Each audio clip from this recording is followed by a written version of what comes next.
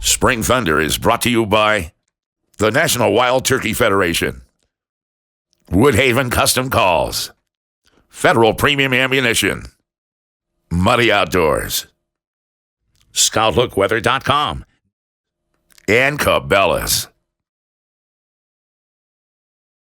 Thanks for joining us this week on Cabela Spring Thunder.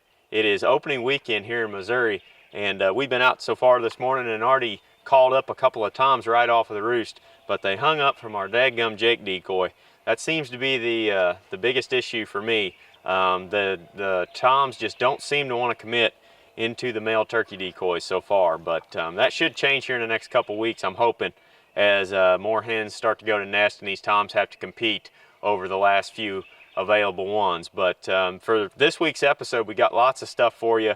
The last 3 days, myself and Zach Krzyzewski have been hunting a huge piece of public land, and it's been really tough. But yesterday morning, we were finally able to get a tom on the ground, so we're going to bring you that hunt. And several others from Tennessee, the boys down there, have started to get on some lonely birds and kill a few up in the day. So we're going to bring you some of those hunts, plus much more on this week's show. Meanwhile, I'm going to go back here and see if we can get on a big tom. Hope you enjoy it.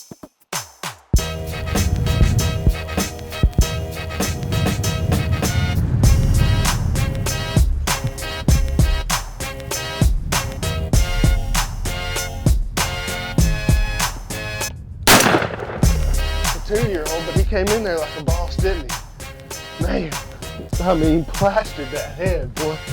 He walked by us at 2 yards. Man, it worked out for us today. What a pretty bird.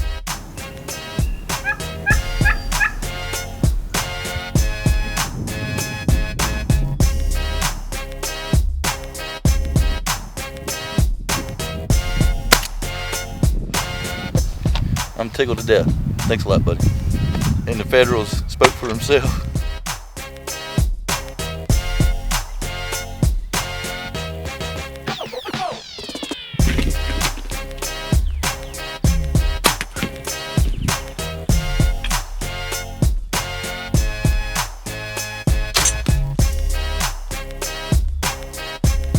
Well, as you can see, you got both birds now. Awesome morning to be in the blind. One bird actually has a double beard. Gonna get cleaned up and get out of here. Fun morning to be in the blind, and thanks for watching Cabela Spring Thunder.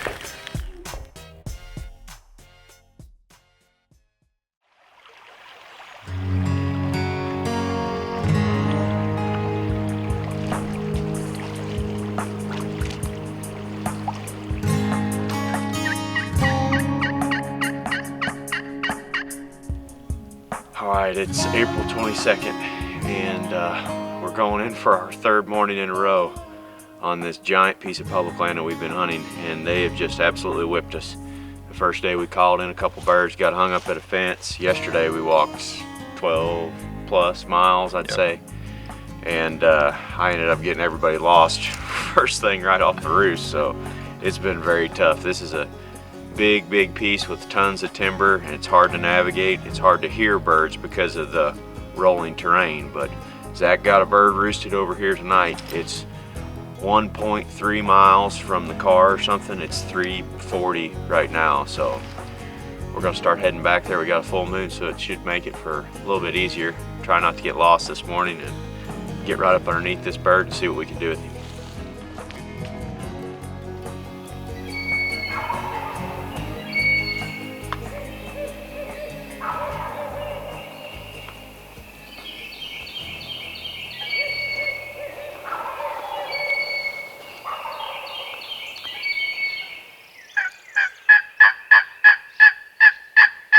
The dense cedars allowed us to get within 100 yards of this turkey on the roost. He was gobbling heavy, answering all of our calls, but would not commit to the setup.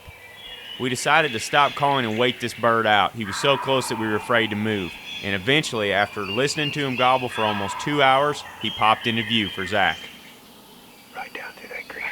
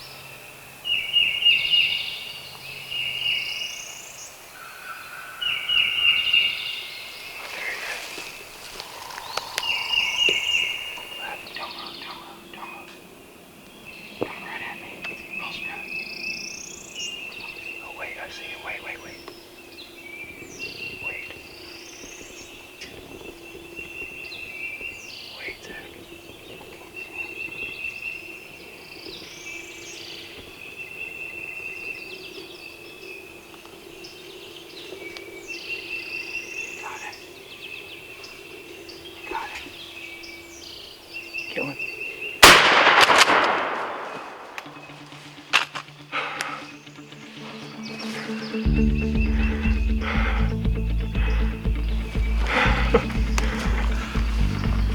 Oh my. If we didn't catch a glimpse of him up there, we'd have been sitting here, you know, not paying attention, and he'd have busted us right there, for sure. How long did he go without gobbling? 30 minutes? And he was coming the whole time. 3-year-old. Oh, we finally got him, man. Yep, we did. Wow, what a day, what a week out here on this huge piece of public land that we've been hunting. Zach and I have been scouting this place since, back in late March? Yeah, late March, came out and started to listen. And funny thing is, we actually never scouted back in here. We just heard this bird the other day. And yeah, biggest key to this hunt is just having patience with these turkeys. I mean, he only had one hen with him, but for most of the morning, he was just gobbling on his own. And he was so close that we couldn't make a move. We just kind of had to sit and wait it out. And as you saw in the footage, we killed him at the very same tree that we initially set up on at 6 o'clock this morning. But these turkeys, when they get hens with them, and they're in the middle of the breeding season like they are right now, they just don't want to move very far throughout the course of the day.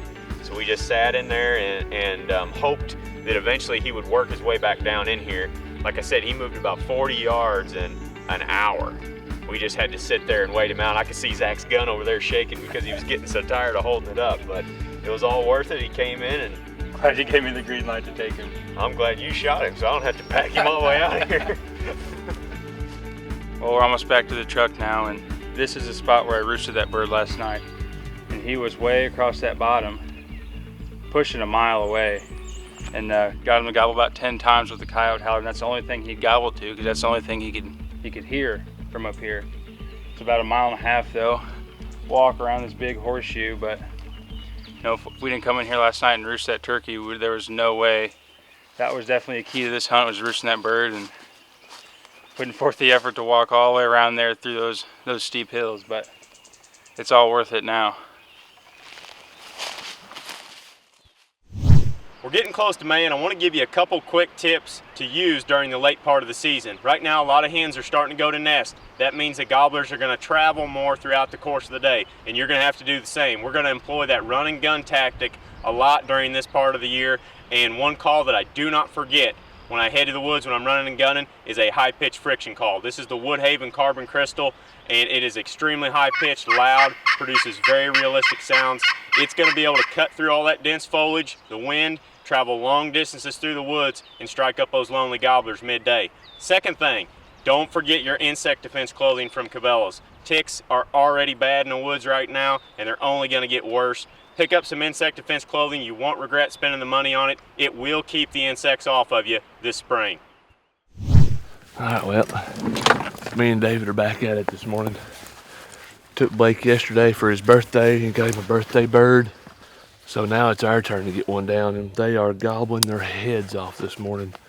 We struck out at our first spot right over here. They just weren't any birds that were close enough to us to go after, but we've got 2 behind us and 1 more over to our left right here. And they're gobbling their heads off right now. We need to get down there to them, but it's a beautiful morning. It's calm, sun's coming up, clear skies, high pressure all day. Should be good. Let's go get one.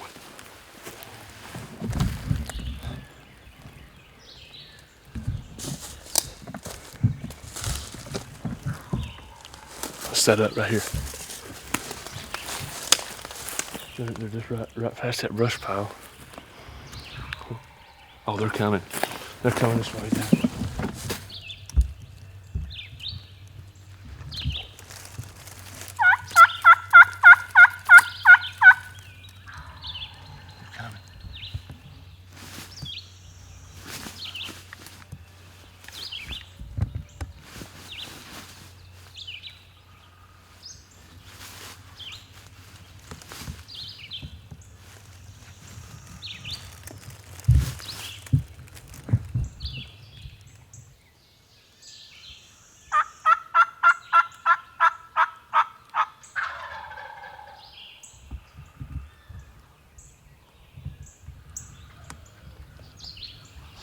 gobbled. I think he's coming.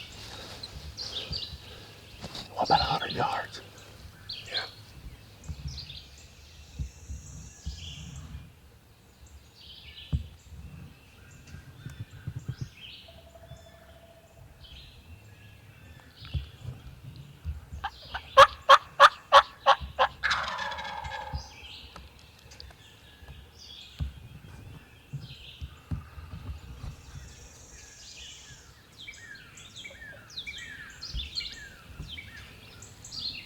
All right, let's see.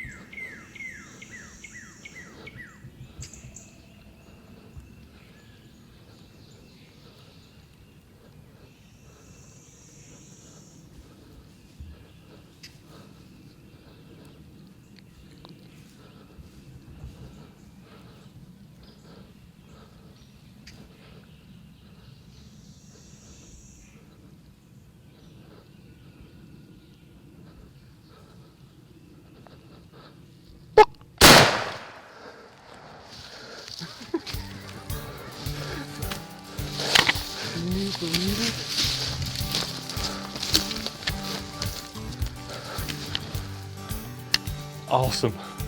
Awesome. Absolutely awesome. Thanks for hiking up that hill for me, man. All right. I tell you what, he did not disappoint us. I mean, he just came in, just read the script, came right into us. Beautiful. Me and David started out on the opposite side of the farm this morning. Actually, you can see the ridge where we were standing. And these birds were just hammering over here. And we were kind of reluctant to come over here because we literally climbed Mount Everest to get up here to it. I mean, we videoed some walking up the hill, and I could stand still and touch the ground on this side, and my hand on this side is like 10 foot high. But you know what, we made it up here. Sometimes that's what you gotta do to kill these big gobblers, is get up here with them. And that's exactly what we did, and he didn't disappoint us. So I'm tickled to have a great hunt this morning. It's a beautiful day, high pressure, calm, sunny. Birds was gobbling like crazy this morning, and still hear a few off gobbling in the distance. So that means that it's David's turn now. So let's go get another one. That's going to wrap it up for this week's episode of Cabela Spring Thunder. We've got more great hunts on the blog coming to you this week. Right now, I just edited one last night from up in Michigan. It's a great hunt. They just got started up there, and the boys are already in the field killing turkeys. So go over there and check out some of those hunts on the blog throughout the week, and make sure to tune into the Gobbler Watch as well to find out what the turkeys are doing in your area. But if you're not already a member of the NWTF, please click on the link in the corner of our screen, go over to their page and become one. But thanks for joining us. We'll see you next Monday for the next episode of Cabela Spring Thunder.